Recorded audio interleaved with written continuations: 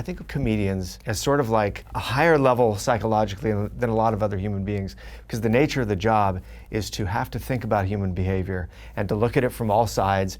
They get a lot of practice at really looking at what motivates human behavior. And I'm curious if that even goes a step further with your show, because you have to look specifically at your own life and your own behavior during the time when it's going on. So I'm wondering if there's a way to give me an example of how this show has made you become more self-aware, or if there's a therapy portion to it. You've hit the nail on the head. Everyone who's been in our writer's room, at the end of it, including me and including Joey, goes, my marriage is so much healthier now. And everyone's like, I feel like I just had therapy for 5 months. Really? Because everyone shares like, God, I got in this fight, whatever, like kind of embarrassed, and maybe they know that they sounded petty or they whatever, and then someone else in the room is like, I had that exact same conversation. And you hear that everyone does it, and you do sit there.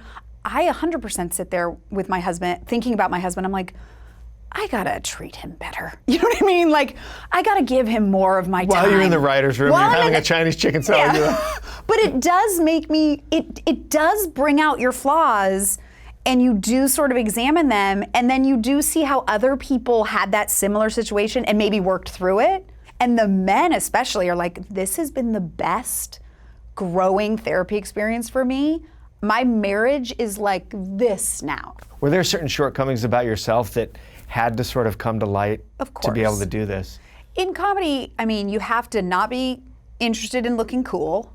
I mean, you can't think you're perfect. Like, those will kill comedy. So inherently, you have to be like, what are my flaws?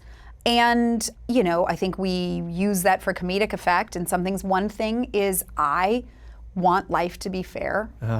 And it makes me furious when things aren't fair. You know, even that dance class, this is I'm going back to the pilot, was a fight I got in a real dance class when this woman yelled at me about putting the air on, was horrible to me and swearing at me. And then I snapped in some way, and I walked up to the front of the class of people I did not know and was like, well, it seems we have a little bit of an air conditioning situation. Like, I wanted the air on, and this woman told me to go f myself. And she was like, no, I didn't, no, I didn't, no, I didn't. And I was like, oh my God, yes, you did. And no one else heard it. And no one stood up for me. And I was like, but you don't understand. Like, so you so did all nicely. of that. Yes. All of that. Yes. And I will say, I have had to work on going, even when negotiating or dealing with my network or that kind of thing, I will get very righteous about fairness. And it's not healthy for me. It's not great. And I have to figure out how to live in a world that isn't fair. Well, it makes sense why you have your own show now. Yeah, so I can set it all straight. That's right. Set the record straight. Maybe that is the real reason you have the show, is that all the injustices can be re-narrativized.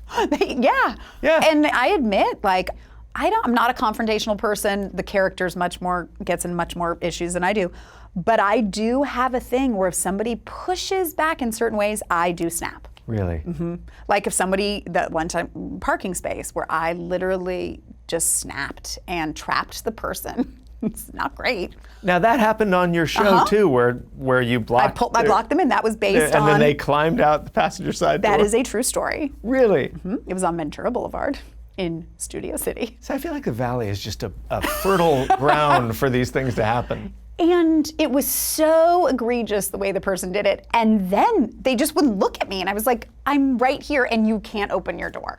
But to your effect of just relationship stuff with my husband in terms of like stuff I'm not giving him, like, you know, or things that I'm doing that are like, yeah, you know what, that isn't cool. I need to be more aware of that, or whatever it is. It really does, there's a therapy aspect to it, 100%. Hey folks, thanks for watching. If you like what you just saw, then why not subscribe? Click right here for lots more off camera. And if you want to see the hour-long version of these conversations, I'm going to give you the secret link. Here it is, offcamera.com. Check it out.